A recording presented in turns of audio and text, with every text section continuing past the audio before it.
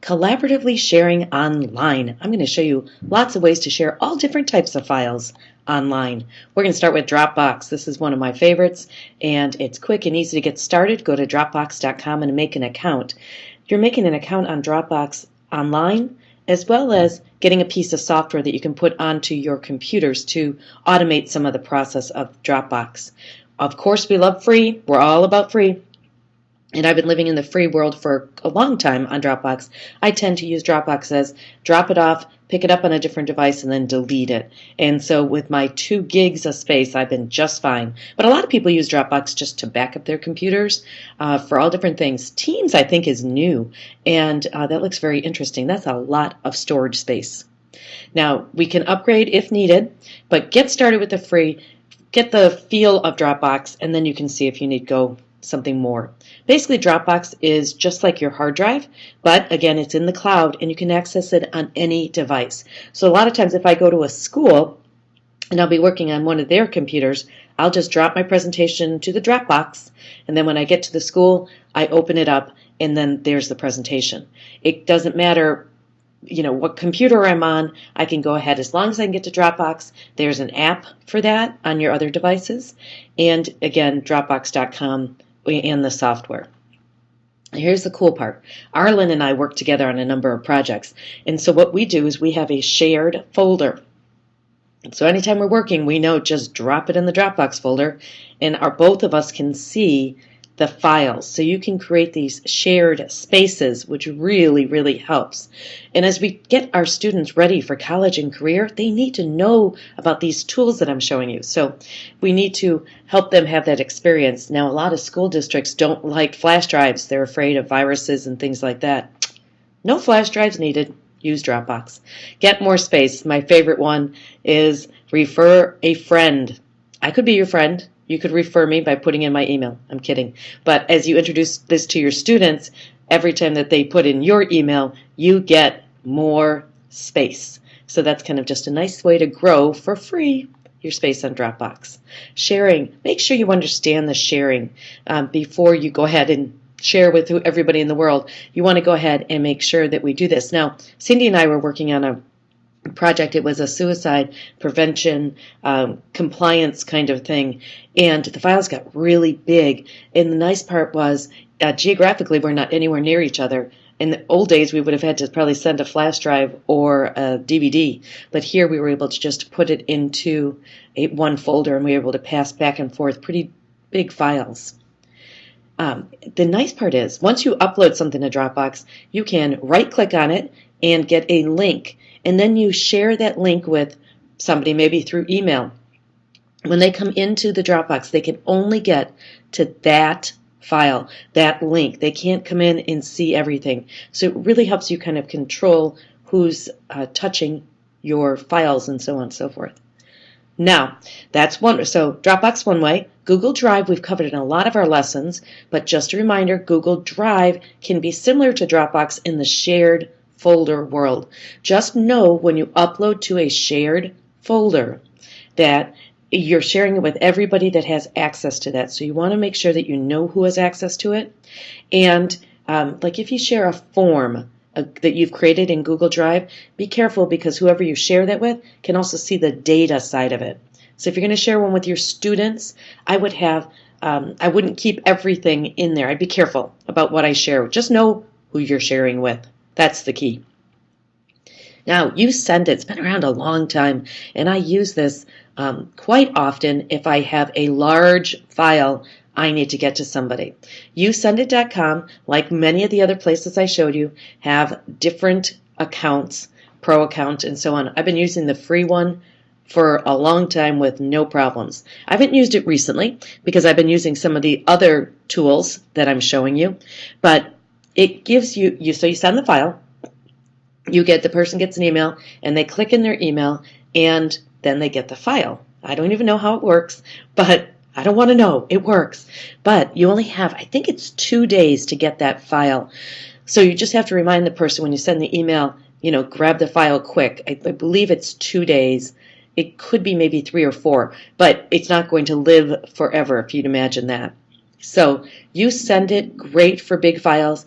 The Pro is $15 a month, you might be better off over in Dropbox if you have to do that. So it's just a matter of different ways to do it. I like to know 5 of these different ways to do it because sometimes I might be at a place that they block you send it.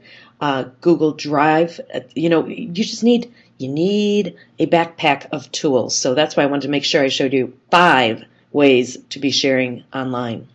Now YouTube, this works really well for your videos that you want to share, but I want to give you a little bit more meat.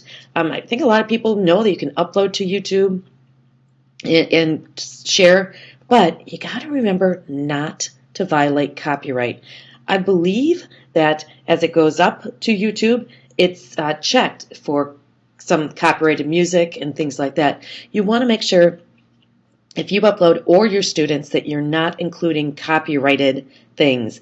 And you can see right at the bottom, you must own the copyright or have the necessary rights for the content you uploaded.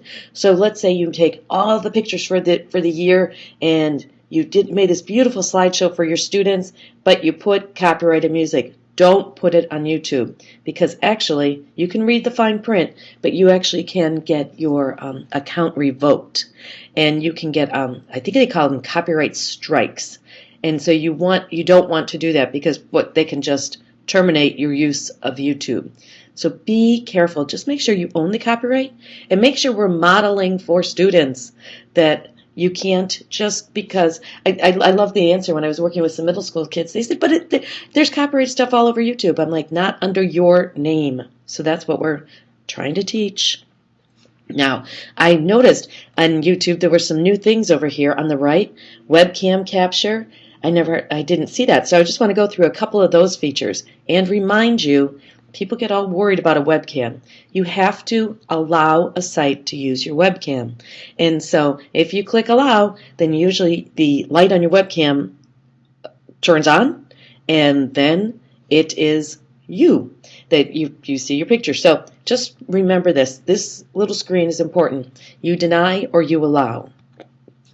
Now, if you want to make a slideshow, it reaches, and I'm like, where do these pictures come from? I forgot that YouTube is part of Google. So these are my slides from my Picasa album. And so I'm like, all of a sudden, there's my pictures. And it just, I have to remember that YouTube and Google are all one. Now, another way to share, and this is relatively new, is a Hangout in Google. These are some of my friends that I could start a Hangout with them. And I see that they all have green dots, so that means they're online. But well, they're logged in. That doesn't mean that they might be sitting at their computer.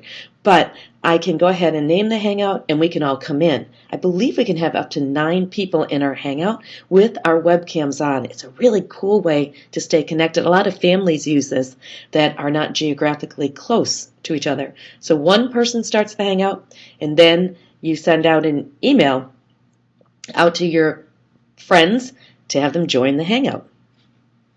Now, back to uploading our videos, we have to be careful. And one thing that a lot of people don't know, one of the features of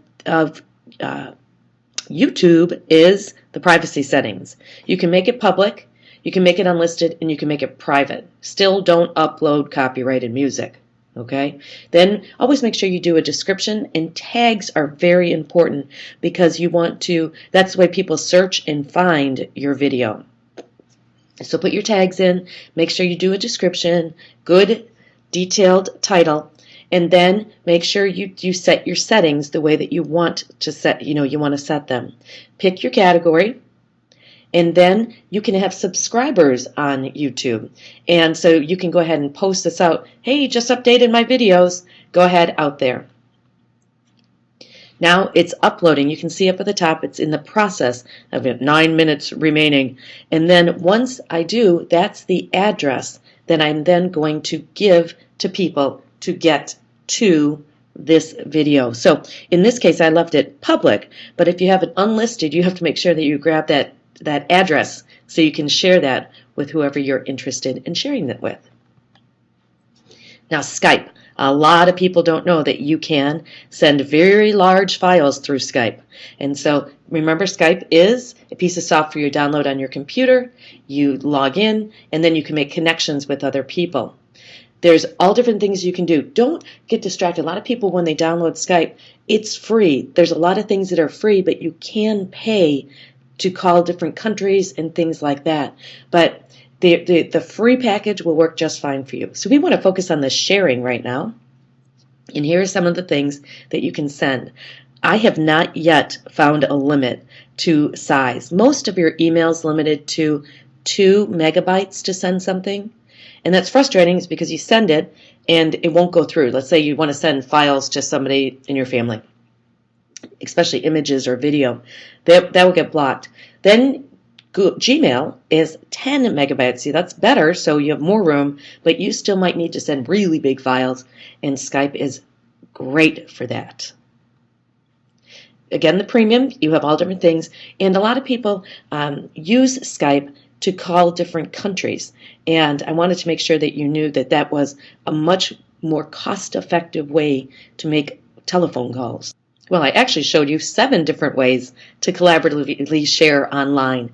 And what's really important is that you kind of have these all in your backpack for all different situations that you might need to be sharing documents. Thanks.